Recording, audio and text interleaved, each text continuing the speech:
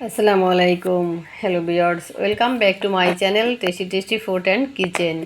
Viewers, আমরা মোরব্বা বিভিন্নভাবেই তৈরি করে থাকি এবং খেয়ে থাকি। অনেকেই আমরা মোরব্বা খেয়েছেন, তবে আমি যেভাবে তৈরি করে দেখাবো একটু হলেও ডিফারেন্ট।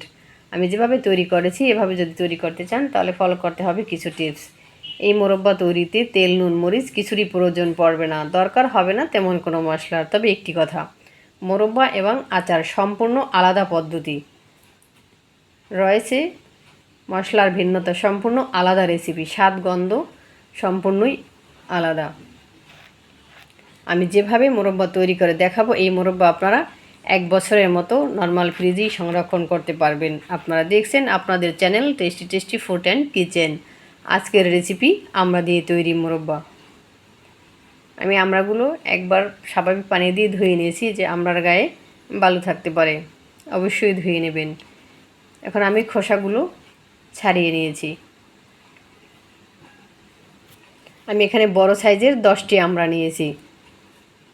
কিভাবে কেটে নিয়েছি একবার দেখে নিন।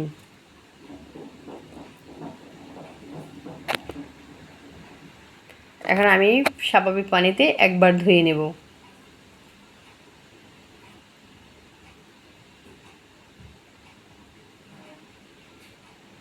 আমি এখন নিয়ে নিচ্ছি হাফ চা চামচ ফিটকারি, হাফ চা চামচ চুন। এটা একসাথে একটি মিশ্রণ তৈরি করে নেবে অল্প একটু পানিতে। এটা অবশ্যই তৈরি করে নেবেন, কারণ এই চুন অ্যাড করলে চুনে আপনার আমড়া থেকে টকটা দূর করে দিবে, আর ফিটকারিতে যাতে আমড়ার গায়ে কোনো দাগ না পড়ে সেই হিসেবে এটা সহায়ক হিসেবে কাজ করবে। তাই দুটোই নিতে হবে। অ্যাড করে দিচ্ছি পানি। এখন এভাবে একটু নেড়ে চেড়ে নেব। তারপর আপনারা আমরা একটু টেস্ট করে নেবেন, টক অনুযায়ী ভিজিয়ে রাখতে হবে। আমি টেস্ট করে নিয়েছি আমড়াগুলো খুব মিষ্টি, তাই আমি 1 ঘন্টার মতো ভিজিয়ে রাখবো। ফিরে আসলাম 1 ঘন্টা পর। আপনারা যদি দেখেন যে আমরা একটু বেশি টক, সেক্ষেত্রে 1.5 থেকে 2 ঘন্টার মতো ভিজে রাখবেন। এখন আমি চুনের পানি থেকে তুলে নিচ্ছি। এখন আবার একটু নর্মাল পানি দিয়ে একবার ধুয়ে নিচ্ছি, সেই পানি থেকে তুলে নিচ্ছি।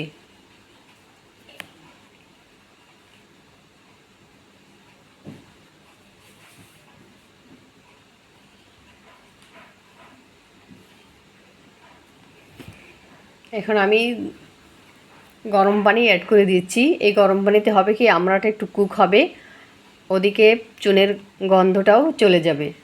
এটা অবশ্যই করতে হবে। একটু হ্যান্ডউইক্সের সাহায্যে ভালোভাবে একটু নেড়ে চেড়ে দিচ্ছি, যাতে সমানভাবে কুক হয়।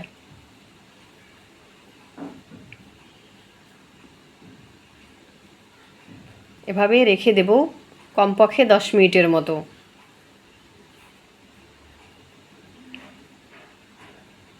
ফিরে আসলাম 10 মিনিট পর। এখনও পানি অনেকটাই গরম আছে, তবে এই গরম অবস্থায় তুলে নিতে হবে। এখানে ছোট্ট একটি টিপস, আপনি যে কোনো সবজি অথবা যে কোনো রান্না, যেমন নুডলস বা পাস্তা আমরা সেদ্ধ করে থাকি, সেক্ষেত্রে আপনারা গরম অবস্থায় তুলে নেবেন। দেখবেন এতে সবজি এবং খাবারের গায়ে পানি থাকবে না। আমি তুলে নিয়েছি, দেখুন একটা ঝাঁঝরিতে রেখে দিয়েছি। এভাবে রেখে দিবেন, একটু 5 মিনিটের মতো রেখে দেব। যখন দেখবেন গরম ভাবটা নেই, দেখবেন একেবারেই শুকনো, এটার গায়ে ভেজা ভাব নেই বললেই চলে। এখন আমি মোরব্বা তৈরি করে নেব। গ্যাসের চুলায় একটি প্যান বসিয়ে দিয়ে দিয়েছি। নিয়ে নিচ্ছি 1 কাপ প্লাস 2 টেবিল চামচ চিনি। আগে থেকে রেডি করে রাখা আমড়াগুলো মোরব্বার জন্য ঢেলে দিচ্ছি। একটু নেড়ে চেড়ে নিচ্ছি।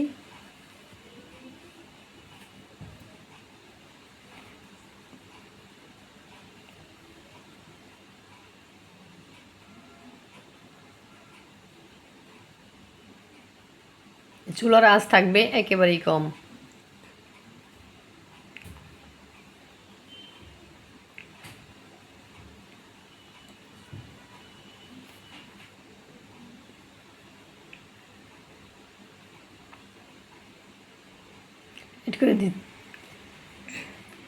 এড করে দিচ্ছি 4টা এলাচ, 4 টুকরা দারুচিনি। এলাচটা ফাটিয়ে দিয়েছি, এখন ঢাকনাটা লাগিয়ে দিচ্ছি।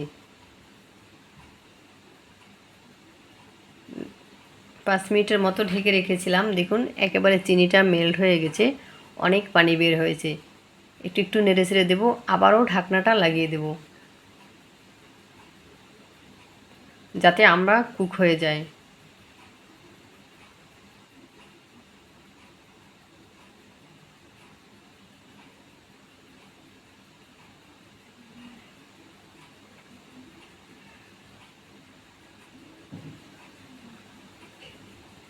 তুলে নিচ্ছি, দেখুন অনেকটাই কমে গিয়েছে আর একেবারেই ঘন বলক চলে এসেছে।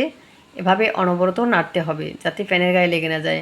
আর একটি কথা, আপনারা এভাবে একটু এই ফ্রাই প্যানেই তৈরি করার চেষ্টা করবেন, না থাকে তারা দস্তার করে নেবেন। সব পাতিলেই করা যাবে, তবে একটু ভালো হয়, তলা ভারী পাতিলই ভালো হয়। আর যখন দেখবেন এভাবে গোল্ডেন ব্রাউন কালার চলে এসেছে তখনই অ্যাড করে দিতে হবে লেবুর রস। আমি এখানে নিয়ে নিয়েছি 1.5 চা চামচ কাগজি লেবুর রস। এটা অবশ্যই অ্যাড করবেন, এতে আপনার মোরব্বাটা হবে ডিফারেন্ট, টেস্ট হবে অতুলনীয়, আর খুব সুন্দর একটা স্মেল বের হবে।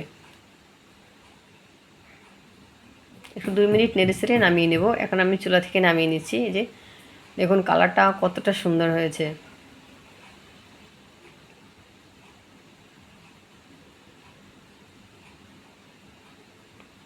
দেখুন 2-একটা উপকরণই তৈরি হয়ে যায় এই মোরব্বা, এবং তৈরি করতে কোনো ঝামেলাই নেই।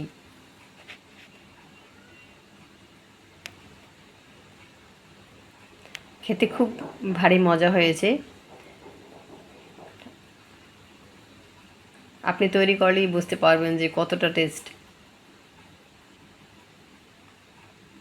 যারা ফ্রোজেন করতে চান এই গরম অবস্থায় এভাবে কাচের কৌটায় ভরে নেবেন, একেবারে নর্মালি 1 বছর ভালো থাকবে। কারণ ততদিন ভালো থাকবে না, এটা এতটা টেস্টি, মানে রাখতে হবে না। আমি রিকমেন্ড করব অবশ্যই একবার হলেও এই মোরব্বাটা তৈরি করবেন, যেটা এতটা টেস্ট যে একবার খাবে সে আবার খেতে চাইবে, আমি গ্যারান্টি দিয়ে বলতে পারি। একবার ট্রাই করে দেখুন না। তাহলে ভিডিও ভালো লাগলে একটি লাইক দিন, ফ্রেন্ডস আর ফ্যামিলির সাথে শেয়ার করুন। যারা আমার চ্যানেলে নতুন এসেছেন, ভিডিও ভালো লাগলে চ্যানেলটি সাবস্ক্রাইব করে অল বাটন ক্লিক করে রাখুন, যাতে আমি যখনই ভিডিও আপলোড করব সবার আগে আপনার কাছে নোটিফিকেশন পৌঁছে যায়। কথা হবে নেক্সট ভিডিওতে নতুন রেসিপিতে। ততদিন আল্লাহ আপনাদেরকে ভালো রাখুক, সুস্থ থাকুন, নিরাপদে থাকুন, নিরাপদে পথ চলুন। দয়া করে খাবারের অপচয় করবেন না। আজ এ পর্যন্তই, আল্লাহ হাফেজ।